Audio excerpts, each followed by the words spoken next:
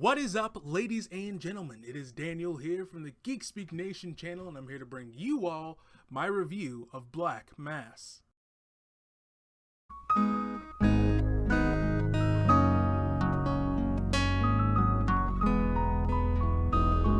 So, Black Mass is directed by Scott Cooper, written by Jez Butterworth and Mark Malik, and stars Johnny Depp, Joel Edgerton, Benedict Cumberbatch, Dakota Johnson, and many others. This is the telling of the true story of Whitey Bulger, a violent criminal who became an FBI informant to take down a mafia family invading his own turf.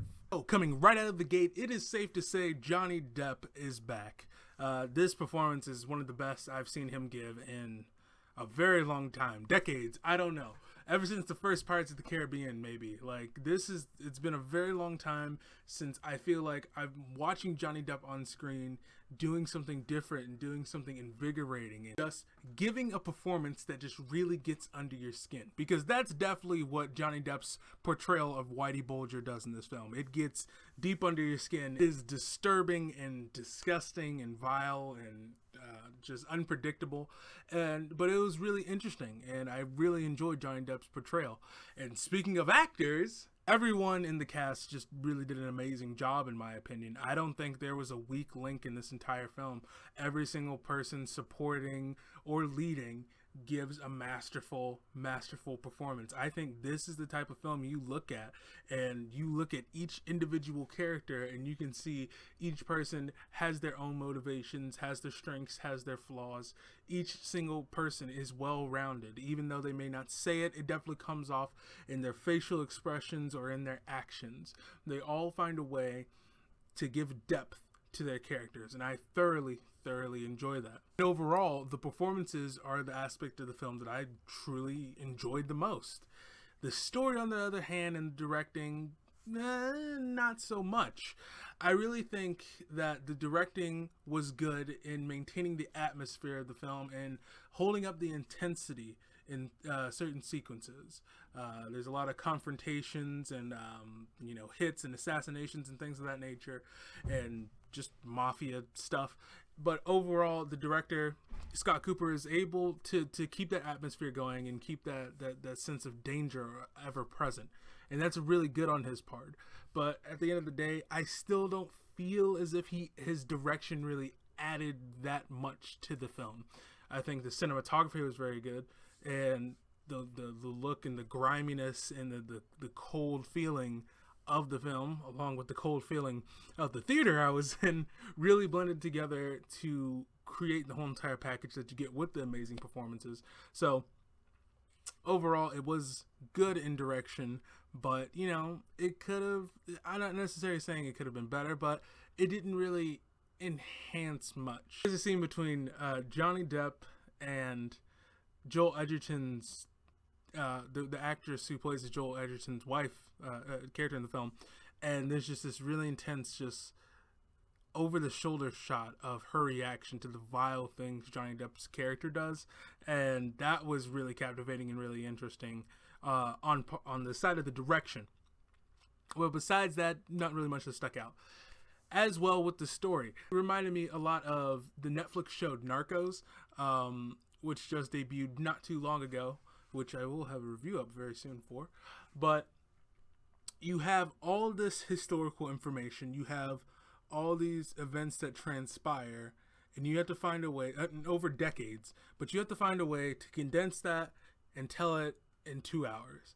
And I think, yes, that when you do any historically based film, you do have that problem.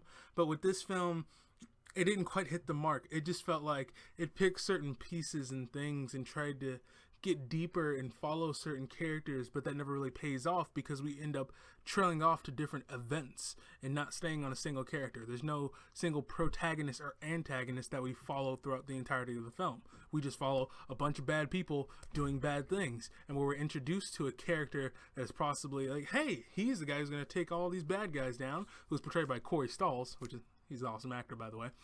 You don't get that payoff because it's just like, okay, here's our characters, here's what each of them is like, there's no really build up to like, oh, this is their rise to power. It's like, boom, they're already powerful, and then it's just like, hey, we gotta stop these guys.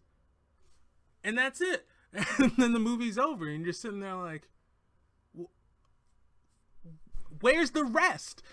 And so that's what I felt throughout the movie, or at least toward the end. I was like, when the credits started rolling, I was like, I don't know. I feel like there's something missing. There wasn't that feeling of resolution. And I know there is in real life when you have the facts and things of that nature of what actually transpires after the events of the film. But at the end of the day, you don't get that whole arc.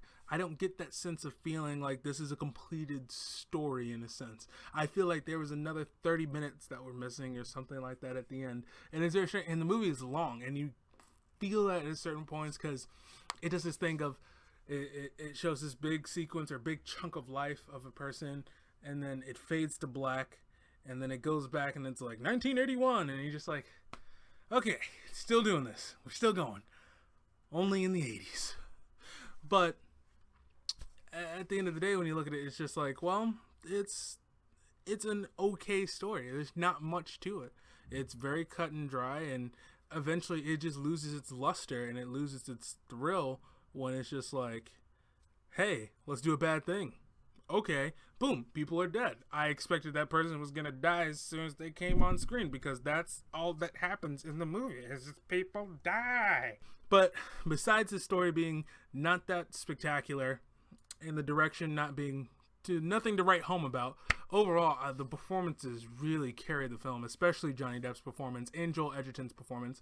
I'd be very, very surprised if neither of them got any sort of Oscar nomination because those performances were astounding and they definitely deserved to be acknowledged. And I think this is definitely the best performance I've seen by Joel Edgerton thus far in his career. And I haven't seen The Gift, which I'm really excited to see. So, no spoiler. Overall, that wraps up my thoughts on Black Mass, and I'm going to slap on a score finally. So this will be the first film I've done to give a score, and I'm going to give it a score of 7.9 out of 10. Overall, this is an awesome movie in general. You know, amazing performances, you know, competent directing with a very strong, heavy, depressing atmosphere, by the way. Don't go into this movie thinking like, oh, there's going to be justice at the end. No. It's sad, and it's just dark. There's no hope for humanity. Remember, ladies and gentlemen, if you disagree with me, sound off in the comment sections below and let me know what you think of Black Mass, ladies and gentlemen.